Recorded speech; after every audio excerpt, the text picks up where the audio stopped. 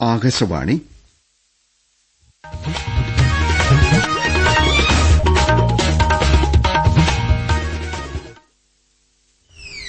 നമസ്കാരം. പ്രാദേശിക വാർത്തകൾ വായിക്കുന്നത് അനിൽചന്ദ്രൻ. പ്രധാന വാർത്തകൾ. ഡൽഹിക്ക് ഇനി ലോക നിലവാരത്തോടെ നഗര അടിസ്ഥാന സൌകര്യങ്ങൾ ലഭ്യമാകുമെന്ന് പ്രധാനമന്ത്രി നരേന്ദ്രമോദി. ഡൽഹിയിലെ ജനവിധി അംഗീകരിക്കുന്നതായി കോൺഗ്രസ് പ്രസിഡന്റ് മല്ലികാർജ്ജുൻ ഖാർഗെ.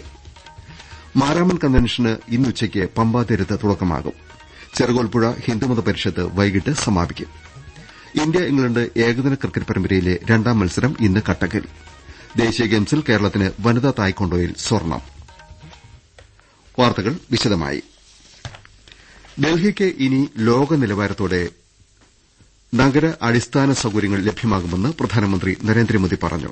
ദേശീയ ജനാധിപത്യ സഖ്യം എന്നതിനർത്ഥം സദ്ഭരണവും വികസനവുമാണെന്ന് അദ്ദേഹം വ്യക്തമാക്കി.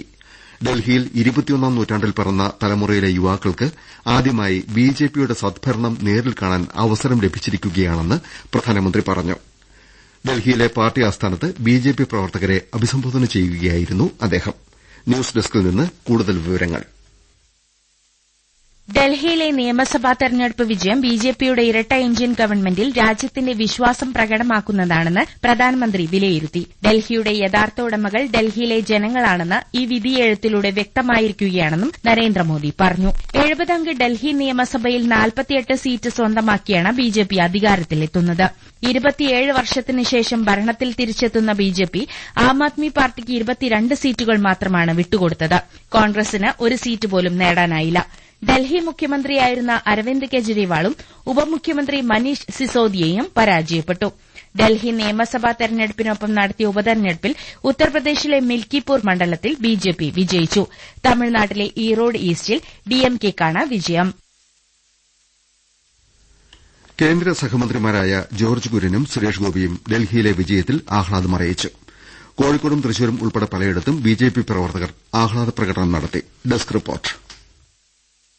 ഡൽഹിയിൽ ഇന്ത്യ സഖ്യം തകർന്നുവെന്നും കേരളത്തിൽ മാത്രമാണ് ആ സഖ്യം നിലനിൽക്കുന്നതെന്നും കേന്ദ്ര സഹമന്ത്രി ജോർജ് കുര്യൻ പറഞ്ഞു. നരേന്ദ്രമോദിയെ എതിർക്കാൻ സിപിഐഎമ്മിനെ കോൺഗ്രസ് സഹായിക്കുകയാണെന്നും കേരളത്തിൽ യഥാർത്ഥ പ്രതിപക്ഷം ബിജെപി ആണെന്നും അദ്ദേഹം കൊല്ലത്ത് പറവൂരിൽ മാധ്യമങ്ങളോട് പറഞ്ഞു. ഡൽഹിയുടെ പുനർനിർമ്മാണം ലക്ഷ്യമിട്ടാണ് ജനങ്ങൾ ബിജെപിക്ക് വിജയം സമ്മാനിച്ചതെന്ന് കേന്ദ്ര സഹമന്ത്രി സുരേഷ് ഗോപി വിലയിരുത്തി. കേരളത്തിലും പുതിയ നവോത്ഥാന വോട്ടിംഗ് ഉണ്ടാകുമെന്നും ഡൽഹിയിലെ വിജയം അതിൽ വലിയ പങ്കുവഹിക്കുമെന്നും തൃശൂരിൽ അദ്ദേഹം മാധ്യമങ്ങളോട് പറഞ്ഞു. ബിജെപിയുടെ ആഹ്ലാദ പ്രകടനത്തിലും സുരേഷ് ഗോപി പങ്കെടുത്തു.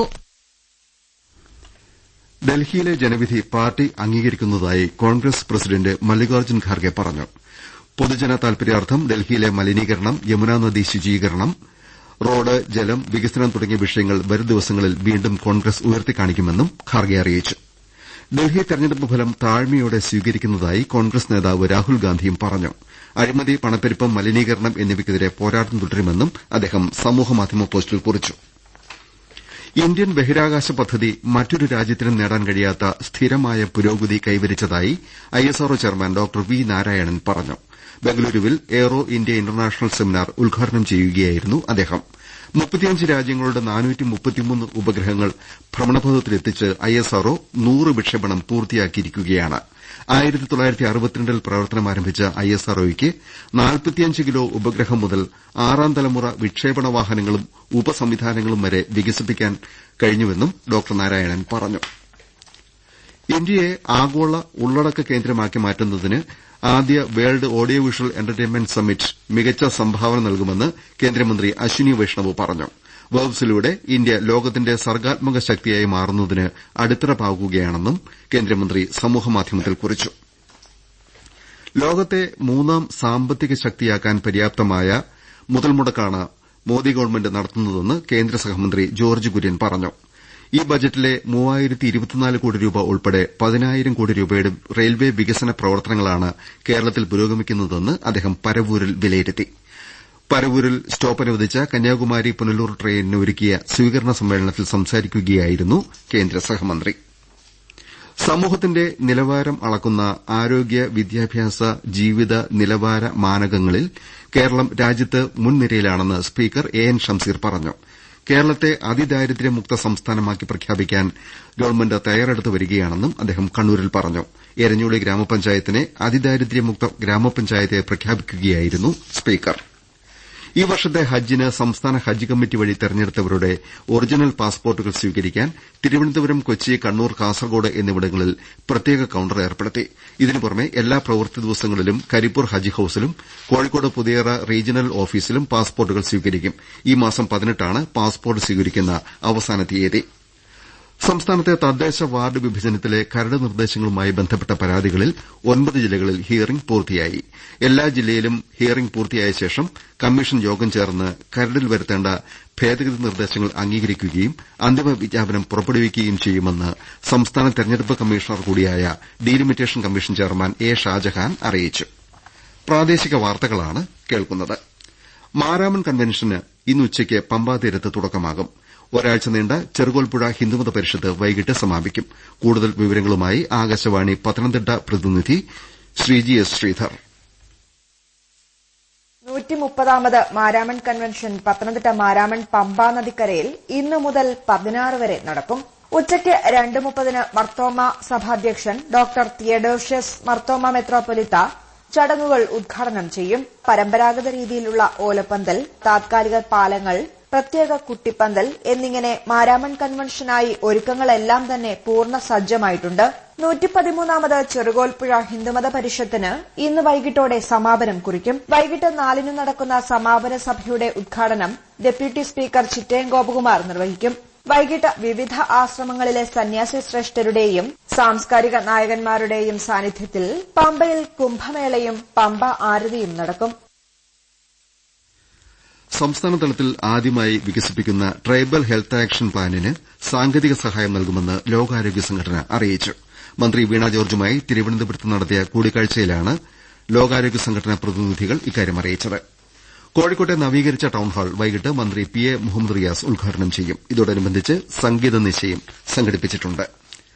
ഇന്ത്യ ഇംഗ്ലണ്ട് ഏകദിന ക്രിക്കറ്റ് പരമ്പരയിലെ 2ാം മത്സരം ഇന്ന് കട്ടക്കിൽ ബരാബതി സ്റ്റേഡിയത്തിൽ ഉച്ചയ്ക്ക് 1:30ക്കാണ് മത്സരം.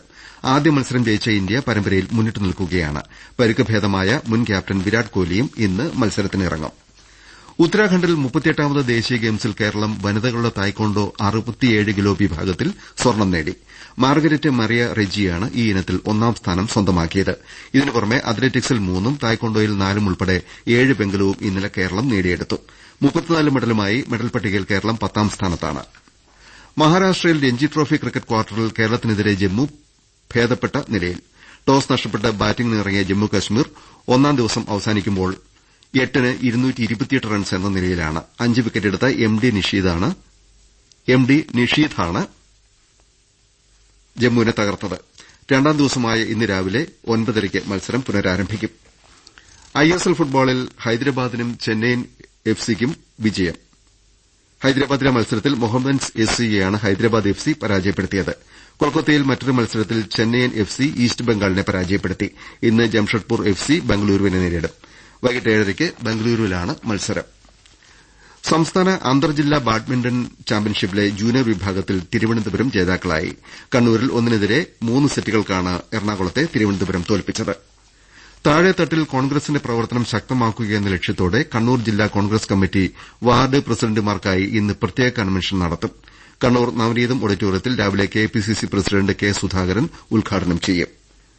AICC general secretary Deepadas Munshi, Mansoor Alikhan, Rajmohan Unnithan, T N Prathapan തുടങ്ങിയവർ പങ്കെടുക്കും.